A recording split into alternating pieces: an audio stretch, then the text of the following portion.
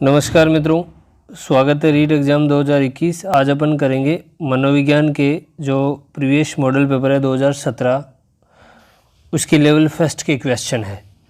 ठीक है, उनको अपन देख लेते हैं। वीडियो को लाइक और शेयर कर दें।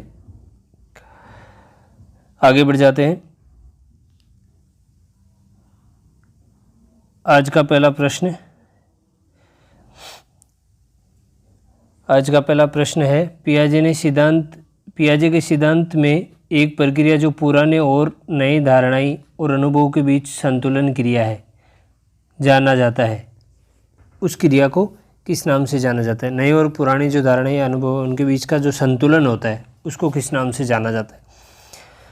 समावेश, अब यहाँ उत्तर दे रखा है संतुलन। इस प्रक्रिया को संतुलन ही कहा जाता है। अब देखो समावेश क्या होता है? किसी चीज़ को शामिल करना। समायोजन, परस्पर विरोधी आवश्यकताओं को संतुलित करके व्यवहारिक रूप से सही करना, वही समायोजन होता है। और संतुलन क्या होता है? सभी पक्षों का यथास्थान होना। ठीक है, सभी पक्षों का एक संतुलित रूप होना, वो क्या है? संतुलन है। तो इसका जो आंसर है वो क्या हो जाएगा? संतुलन हो जाएगा। आगे देखो, आगे ले लेते हैं। दूसरा नंबर जो सवाल है क्या कह रहा है? अधिगम के उपयोग और अनुपयोग के नियम को कहा जाता है। अधिगम के उपयोग और अनुपयोग के नियम, प्रभाव का नियम, प्रबलन, श्रम किस में आता है? ये इसमें गलत है, यानी वो दे ही नहीं रखा है। ये जो उपयोग और अनुपयोग का नियम है वो अभ्यास के नियम के अंतर्गत आता है। किस नियम के अंतर्गत आता है? अभ्यास के नियम के अंतर्गत। उपयोग होता है ये नियम पुनरावृत्ति पर आधारित होता है। उपयोग, बार बार किसी चीज़ का उपयोग करना। अनुपयोग ये विस्मृति पर आधारित होता है, मतलब उपयोग नहीं करना। तो ये जो अधिगम है, जो उपयोग अनुपयोग का, वो अभ्यास के नियम के अंतर्गत आते हैं। अभ्यास के नियम को दो भागों में बांटा गया, उपयोग का नियम और अनुपयोग का नियम। अब देखो, वैसे ये जो नियम है वो थॉर्नडाइक के द्वारा दिए गए। थॉर्नडाइक ने 3 नियम दिए, तत्परता का नियम, अभ्यास का नियम और प्रभाव का नियम। और अभ्यास के नियम में ये दोनों नियम शामिल है। आगे बढ़ जाते हैं।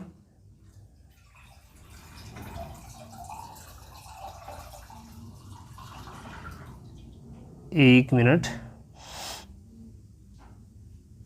ये 3 नंबर सवाल में निकाल लेता हूँ आराम से। हाँ, देख लेते हैं। 3 नंबर सवाल है ये।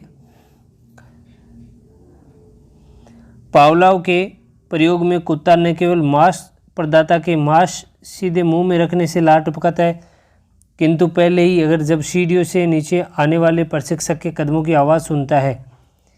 यानी कहना चाहता है कि ऐसा नहीं कि कुत्ते को अगर मांस उसके मुंह में दिया जाए तभी लार आएगी।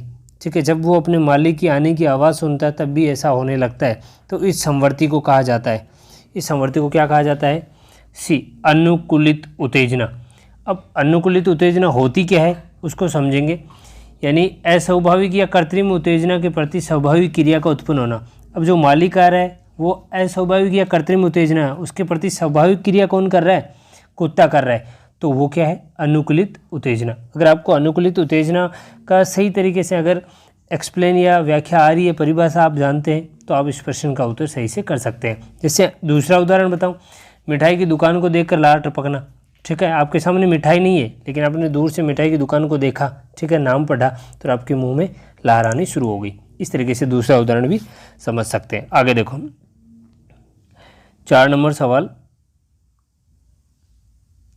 सवाल क्या है?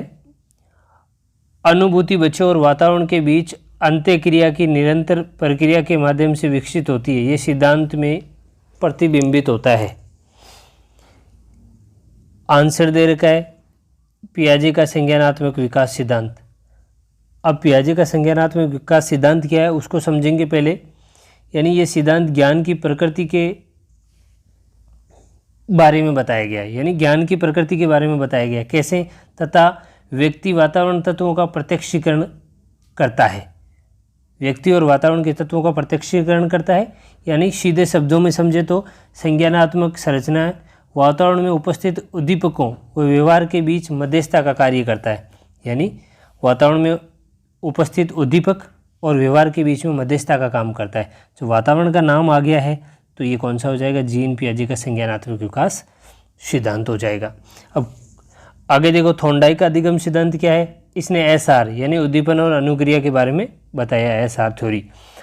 और टॉलमैन का संकेत सिद्धांत है। कॉलर ने क्या बताया? सोच समझ, यानी जब आप समस्या से ग्रस्त हो तो अचानक उसका सुझाव आपके सामने आता है, वो कॉलर ने बताया। 5 नंबर सवाल की तरफ बढ़ जाते हैं। सवाल नंबर 5 है, निम्न में से कौन सा एक आदर्श संदर्भित परीक्षण है? कौन सा कथन आदर्श संदर्भित परीक्षण के लिए सत्य नहीं है? इनमें से कौन सा कथन सत्य नहीं है? तो ऑप्शन है, ये एक मानकीकृत परीक्षण है, बिल्कुल सही है। छात्र के स्कोर की तुलना इसके साथ तुलना करके की जाती है कि अन्य ने कैसा प्रदर्शन किया, बिल्कुल ऐसा किया जाता है। आगे ले लेता हूँ 5 नंबर के 2 ऑप्शन बचे हैं वो। आगे क्या है? कहा जाता है कि परीक्षण राष्ट्रीय मानदंडों पर आधारित है, बिल्कुल ये भी सही है। आंसर क्या हो जाएगा? गलत। छात्र के प्रदर्शन की स्थापित मानदंडों से तुलना की जाती है, ये सूटेबल कथन नहीं है। आगे बढ़ जाते हैं 6 नंबर सवाल में। 6 नंबर सवाल है, निम्न में से कौन सी बौद्धिक परीक्षण के लिए उपयोग करने की सावधानी नहीं है? इनमें से कौन सी सावधानी सूटेबल नहीं है? तो आंसर क्या दे रखा है? बी। लेकिन पूरे सेंटेंस को पढ़ लेते हैं। IQ स्कोर के आधार पर अनुचित, रूढ़िवादी और छात्रों के बारे में नकारात्मक उम्मीदों से बचना, बिल्कुल सही है। बुद्धि का व्यक्तिगत आंकलन, परीक्षक और छात्र के बीच एक संरचित बातचीत का मतलब समझ गए? पहले से निर्धारित कार्यक्रम या बात, तो ऐसा तो बौद्धिक परीक्षण में नहीं होता, तो ये ऑप्शन सही हो जाएगा। आगे देखो, समता की मुख्य एवं एकमात्र विशेषताओं के रूप में IQ परीक्षण का उपयोग न करना, बिल्कुल। एक समग्र IQ स्कोर की सार्थकता की व्याख्या में सावधान रहना, ये भी सही है। तो आंसर क्या हो जाएगा अपना? बी हो जाएगा। आगे बढ़ जाते हैं। 7 नंबर सवाल क्या कह रहा है? 7 नंबर सवाल है, एरिक्सन के अनुसार बच्चों का मनोसामाजिक विकास 8 चरणों में होता है। तो यहाँ से सवाल बन गया कि एरिक्सन ने मनोसामाजिक विकास के कितने चरण बताए? 8। एक कक्षा 3 का छात्र 9 साल के आसपास, जो कक्षा 3 में पढ़ रहा है, 9 साल के आसपास विकास के किस चरण से मेल खाता है? इन 4 ऑप्शन में से आपको बताना है। जो 3 साल का बच्चा है, कक्षा 3 का बच्चा है, वो 9 साल के तकरीबन है, तो कौन से चरण से मेल खाता है? शर्मिंदगी या संदेह, परिश्रमहीनता, नेतृत्व बनाम अपराध, अंतरात्मा या अंतर्गता बनाम अलगाव। तो ऑप्शन क्या दे रखा है? परिश्रम बनाम हीनता। अब मैं आपको व्याख्या सहित बता देता हूँ। देखो, मैं आपको बता दूँ कि जो शर्मिंदगी बनाम संदेह है, उनका समय है 1.5 वर्ष से 3 वर्ष, ठीक है। तो यहाँ 9 साल की बात हो रही है, तो ये ऑप्शन तो वैसे ही कट गया। दूसरा, परिश्रम बनाम हीनता कैसे हुई? इसमें 6 से 12 साल को शामिल किया जाता है, 6 से 12 साल को, तो ये ऑप्शन हो जाएगा सही, क्योंकि इसमें 9 आ गया। फिर नेतृत्व अपराध है, वो 3 से 5 साल के बीच की बात है, तो ये इसमें शामिल नहीं हो पाएगा। अंतरंगता या अलगाव है, वो 18 से 35 की बातों में शामिल होता है, 35 सालों में इसको अंतरंगता और अलगाव को शामिल किया जाता है। तो अपना सूटेबल आंसर कौन सा है? परिश्रम बनाम हीनता, जो 6 से 12 साल को इंडिकेट करता है। आगे देखो 8 नंबर सवाल। 8 नंबर सवाल, एक मिनट, हाँ ये रहा अपना 8 नंबर सवाल है। सवाल क्या कह रहा है? हमारे देश में कई बच्चे एक से अधिक भाषा बोलते हैं, निम्न में से पता लगाए 2 भाषाओं को बोलने वाले की क्षमता वाले बच्चों के लिए सही लाभ।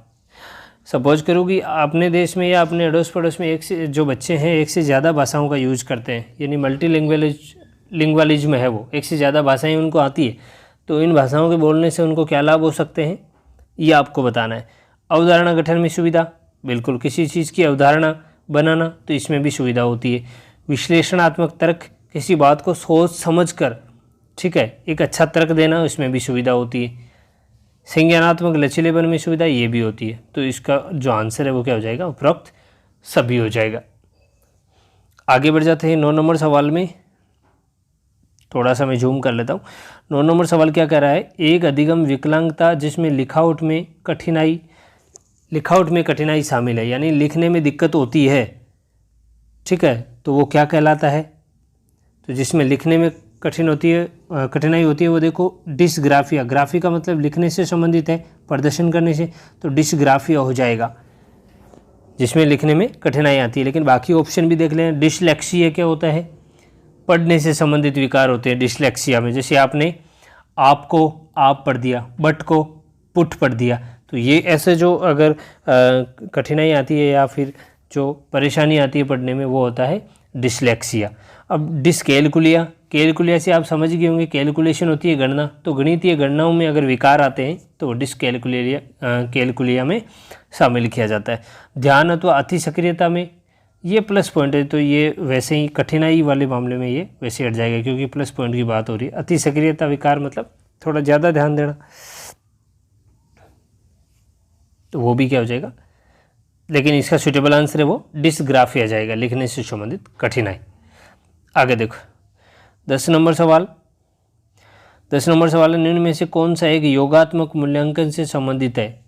योगात्मक मूल्यांकन, तो इसका जो आंसर है वो क्या दे रखा है? सत्र के अंत में शिक्षार्थी के प्रदर्शन पर अंतिम आकलन। तो योगात्मक का मतलब ये होता है पूरा योग, तो ये सत्र के अंत में ही होता है। इसका आंसर भी डी सूटेबल हो जाएगा। 11 नंबर सवाल देख लेते हैं। 11 नंबर सवाल क्या कह रहा है? हावर्ड गार्डनर का कहना है कि कई प्रकार की बुद्धि या दिमाग के फ्रेम होते हैं, उसके द्वारा सुझाई गई बुद्धि की कौन सी श्रेणी है? यानी गार्डनर ने कितनी बुद्धि बनाई है, बुद्धि के कितने प्रकार बताएं, और इन 4 प्रकार में से कौन सी बुद्धि शामिल है? तो प्रकृतिवादी जो कौशल है वो हावर्ड गार्डनर की जो बुद्धि है उन प्रकारों में ये शामिल है, बाकी नहीं है, तीनों ही। अब देखो व्याख्या देख लेते हैं 11 नंबर प्रश्न की। 8 प्रकार की बुद्धि बताई है किसने? हावर्ड गार्डनर ने। कौन कौन सी? भाषागत बुद्धि, देशिक बुद्धि, शारीरिक गति संवेदी बुद्धि, संगीतात्मक बुद्धि, तार्किक गणितीय बुद्धि, अंतर्व्यक्ति बुद्धि, अंतर्वैयक्तिक बुद्धि और प्रकृतिवादी। तो इन चारों में से यही सूटेबल है, बाकी इसके ऑप्शन नहीं है। आगे देखते हैं सवाल नंबर 12 देख लेते हैं। 12 नंबर, एक भाषा शिक्षक कला में कविता का विवरण समझाकर कक्षा में कविता पढ़ा रहे हैं। कविता का विवरण समझाया और कविता पढ़ा रहे हैं और छात्रों को स्पष्टीकरण से निष्कर्ष निकालने में व्यापक विचार करने के लिए कह रहा है। तो ये एक उदाहरण है। आंसर आपके सामने आगमनात्मक तर्क। अब हुआ कैसे आगमनात्मक, वो अपन व्याख्या में देख लेते हैं। अब समझते हैं कि आगमनात्मक जो तर्क है वो है क्या? एकांकी प्रेक्षणों से ज्ञात तथ्यों को जोड़कर व्यापक तथ्य निर्मित करना। अब देखो यहाँ व्यापक तथ्य निर्मित करना, तो व्यापक विचार या व्यापक तथ्य निर्मित करना आ रहा है, इसमें भी लिखा हुआ, ठीक है। यानी छोटे छोटे तथ्यों से व्यापक तथ्य का निर्माण करना, वो किस में हो जाएगा? आगमनात्मक में, ठीक है। अब जैसे सपोज करो मैं एक आपको उदाहरण दूँ, कल मेरी मुलाकात किसी नीली आंखों वाले व्यक्ति से हुई या नीली आंखों वाली महिला से हुई, तो मुझे लगता है कि सभी नीली आंखों वाली महिलाओं को दिलचस्प होना चाहिए। तो मेरा क्या है, एक छोटे छोटे तथ्यों को लेकर मैंने पूरी जो नीली आंखें वाली महिलाएं हैं उनके संदर्भ में व्यापक कथन रख दिया। तो ये क्या हो गया? आगमनात्मक तर्क। इसलिए इसका आंसर ए रखा गया है। आगे देखते हैं 13 नंबर सवाल है, एक अध्यापक कक्षा में कुछ गतिविधियां कर रहा है, जैसे न केवल ये पूछ कर कि क्या हुआ बल्कि ये भी पूछा है कैसे और क्यों हुआ। अध्यापक ने क्या पूछा? क्या हुआ, ये तो पूछा है, उसके अलावा पूछा कि कैसे और क्यों हुआ ऐसा। उन्होंने एक प्रश्न के विभिन्न उत्तर, एक प्रश्न के एक से अधिक उत्तर दिए, परख की तुलना करने में मदद करना जो वास्तव में सबसे अच्छा जवाब है। उसने ऐसा कार्य भी किया। इन गतिविधियों से वह बढ़ावा देने की कोशिश कर रहा है। ऐसा करके जो अध्यापक है क्या बढ़ावा देने की कोशिश कर रहा है? मैं आपके सामने ऑप्शन रख देता हूँ सवाल नंबर 13 के। 1 मिनट, 13 नंबर सवाल के मैं ऑप्शन रख देता हूँ। क्वेश्चन आपने पढ़ लिया होगा, तो इसमें ऑप्शन अपना है समानता, आलोचनात्मक सोच, एकीकृत सोच और अवधारणात्मक सोच। इसमें क्या कर रहा है? आंसर है आलोचनात्मक सोच। अब वो क्यों, कैसे, ऐसे सारे प्रश्न करके आलोचनात्मक सोच कैसे विकसित करने की कोशिश कर रहा है उसको आप समझेंगे। देखो आलोचनात्मक सोच क्या होती है? तथ्यों का वस्तुपूर्वक विश्लेषण करते हुए कोई निर्णय लेना, यानी तथ्यों का एक पूरा विश्लेषण करते हुए निर्णय लेना, क्यों हुआ, कैसे हुआ, ठीक है, इसको ऐसे करो वैसे करो। तो ये पूरा निर्णय निष्कर्षण विश्लेषण निकालने के बाद, ठीक है, सोचना क्या है, आलोचनात्मक सोच है। तो इसलिए इसका आंसर क्या है, बी सूटेबल है। आगे देखो 14 नंबर, सकारात्मक और नकारात्मक उत्तेजनाएं या घटनाएं छात्र के व्यवहार को प्रेरित कर सकते हैं। कौन सा मनोवैज्ञानिक परिप्रेक्ष्य में इस तरह की प्रेरणा की व्याख्या करते हैं? सवाल नंबर 14, तो इसमें हो जाएगा ऐसी जो व्याख्याएं हैं वो व्यवहार से संबंधित है, क्योंकि यहाँ आप याद रख सकते हैं व्यवहार का नाम आ रहा है तो व्यवहार से संबंधित है, वैसे भी शॉर्ट तरीके से याद रखना चाहे तो। और सकारात्मक और इस प्रश्न का सूटेबल आंसर है वो व्यवहार ही हो जाएगा, बी ऑप्शन हो जाएगा। आगे देखो सवाल नंबर 15 देख लेते हैं। 15 नंबर सवाल क्या कर रहा है, समावेश शब्द का मतलब विशेष शैक्षिक आवश्यकता वाले बच्चों को सर्वाधिक समय देना, पूरा समय देना, कुछ समय देना, किसी समय नहीं देना। अब देखो आंसर क्या है, पूरा समय देना। मतलब जितना समय वहाँ स्कूल का निर्धारित है वो पूरा समय, या फिर जैसे विशेष शैक्षिक आवश्यकता वाले बालक है उनको जितना समय चाहिए सवाल हल करने में, पढ़ने में, ठीक है, तो वो पूरा समय देना। सर्वाधिक समय से कोई मतलब नहीं है, कुछ समय से भी कोई मतलब नहीं है, जो उनको जितनी पूरा समय की ज़रूरत है वो पूरा समय उनके साथ स्पेंड करना, इसलिए ये आंसर सही हो जाएगा। 16 नंबर सवाल देख लेते हैं। 16 नंबर सवाल क्या है, यदि बाह्य प्रेरणा एक अंत की युक्ति है तो आंतरिक प्रेरणा क्या है? तो आंतरिक प्रेरणा क्या हो जाएगी, अपने आप में एक अंत है। इस चीज़ से आप इसको थोड़ा याद रख लेंगे। बाह्य प्रेरणा एक अंत की युक्ति है तो आंतरिक प्रेरणा अपने आप में एक क्या है, अंत है। कौन सा था, 17 नंबर सवाल, सॉरी 16 नंबर सवाल। अब 17 नंबर सवाल की तरफ बढ़ जाते हैं। 17 नंबर सवाल है, मनोवैज्ञानिक विश्लेषण मनोविश्लेषण का मानना है कि एक प्राथमिक साधन है जिसके द्वारा ईगोइड पर आच्छादित रहता है, यानी अहम जो ईड है उस पर आच्छादित रहता है तो ये कहलाता है। ईगो का ईड पर आच्छादित रहना क्या कहलाता है? तो सुपर ईगो नहीं, आमोद सिद्धांत मनोरंजन वाली बात भी नहीं हो रही, द्वंद्व भी नहीं हो रहा, ये दबाव हो रहा है, यानी इस पे आच्छादित रहना का मतलब होता है दबाव बनाना। तो ये सूटेबल आंसर है वो कौन सा जाएगा, डी। आगे देखो ये 17 नंबर था, अब 18 नंबर देख लेते हैं। 18 नंबर सवाल क्या कह रहा है, अंतर्मुखता बहिर्मुखता व्यक्तित्व का लक्षण निम्न द्वारा प्रस्तावित है। ये व्यक्तित्व का लक्षण किसने दिया? आंसर क्या है, हेंस आइसेंक ने। किसने दिया? हेंस आइसेंक। अब देखो आर केटल ने क्या किया, आर केटल ने दिया तरल ठोस बुद्धि सिद्धांत। क्या दिया? तरल ठोस बुद्धि सिद्धांत। गार्डन आल्पोर्ट ने, इन्होंने दिया शील गुण विशेषक सिद्धांत। और कार्ल रोजर्स ने क्या दिया? मानवतावादी सिद्धांत, वो कार्ल रोजर्स ने दिया। आगे बढ़ जाते, सवाल नंबर 19 क्या कह रहा है? सवाल नंबर 19 कह रहा है, निम्न में से सर्वोत्तम उदाहरण है कि प्रेरणा क्या है। तो प्रेरणा क्या है, इसका सर्वोत्तम उदाहरण ऑप्शन बी दे रखा है। मतलब छात्र बेहद सक्रिय है, अपने गणित वर्ण में अच्छा करने के लिए उच्च लक्ष्य निर्धारित करता है, काफ़ी प्रयास के साथ बना रहता है और कक्षा में उच्चतम अंक प्राप्त करता है। ये प्रेरणा है। जबकि यहाँ भावुक हो जाता है तो ये प्रेरणा में नहीं आई। ठीक है, ध्यान निर्देशित छात्र सही क्या क्या करना चाहता है पर अपना ध्यान निर्देशित करने में अच्छा है, नहीं, ये भी पॉसिबल नहीं है। छात्र कड़ी मेहनत करती है, उसके शैक्षिक कार्य के बारे में सकारात्मक भावनाओं का अनुभव करती है, नहीं। सबसे अच्छा सूटेबल आंसर क्या हो जाएगा, प्रेरणा का बी हो जाएगा। आगे देखो, ये था सवाल नंबर 19। सवाल नंबर 20 की तरफ बढ़ जाते हैं। 20 नंबर सवाल क्या कर रहा है, निम्न में से कौन समायोजन को बढ़ावा देती है? इनमें से कौन समायोजन को बढ़ावा देती है? तीव्र व उत्सुकता, ज़्यादा उत्सुक रहना, उससे समायोजन नहीं। अपराध का जुनून, बिल्कुल नहीं। बीमारी का डर, बिल्कुल नहीं। न्यूरोटिक भय और चिंता से मुक्त, क्या हो जाएगा? न्यूरोटिक भय और चिंता से मुक्त अगर कोई रहता है तो वहाँ समायोजन सही से होता है। जो आंसर क्या हो जाएगा अपना, डी हो जाएगा। आगे देखो, सवाल नंबर 21 देख लेते हैं। सवाल नंबर 21 देख लेते हैं। एक व्यवस्थित विज्ञान जो स्वयं और वातावरण के साथ समायोजन को प्राप्त करने के लिए नियम, कानून और सिद्धांत प्रदान करता है कहलाता है। यानी एक व्यवस्थित विज्ञान जो स्वयं और वातावरण के साथ समायोजन प्राप्त करने के लिए नियम, कानून, सिद्धांत आदि प्रदान करता है। तो अभिप्रेरणा नहीं, अधिगम नहीं, दिमागी आरोग्यता, दिमाग से बिल्कुल स्वस्थ होना, वही वातावरण में संतुलन पैदा करता है। तो सही आंसर क्या हो जाएगा? बी हो जाएगा। अब देखते हैं सवाल नंबर 22 क्या कह रहा है। सवाल नंबर 22 कहता है एक समायोजन तंत्र में अतीत, वर्तमान और प्रस्तावित व्यवहार के अनुमोदित कारणों में तार्किक और सामाजिक रूप से सोचना शामिल है।